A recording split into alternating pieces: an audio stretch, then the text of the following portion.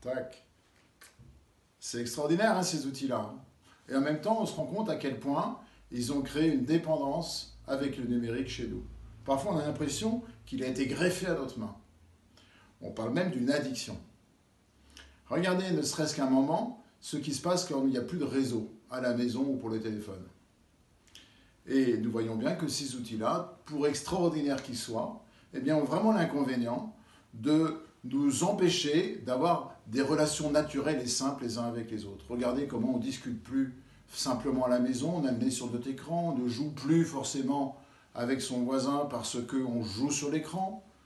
On a véritablement du mal à lire un livre parce qu'on regarde des vidéos.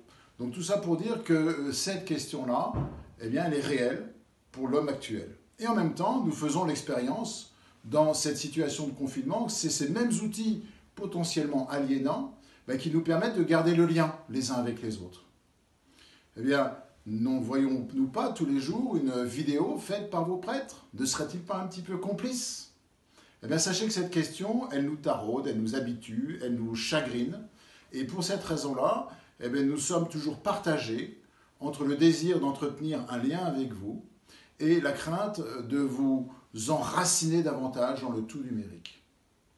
Alors, je vous propose comme exercice, peut-être pas de tout couper en cette période de confinement, mais plus particulièrement de faire de l'effort d'avoir des temps sans écran.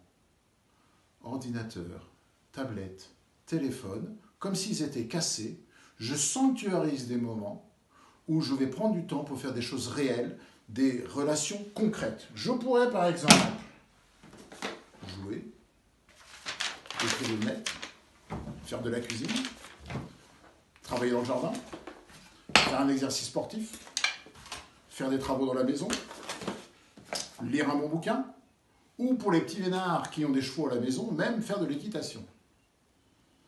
Alors, ne serions-nous pas heureux de prendre un peu de temps pour se les téléporter les uns chez les autres? C'est quand même autre chose qu'une relation seulement virtuelle. Eh bien, c'est l'occasion de la petite question du jour. Dans les Actes des Apôtres, le Seigneur va enlever et emmener au loin quelqu'un qui était en train justement de faire un baptême. À vous de nous dire, pour 30 points, de qui s'agit-il et quelle est la référence dans les Actes des Apôtres. À bientôt. Alors, on a dit casser son téléphone. Ah.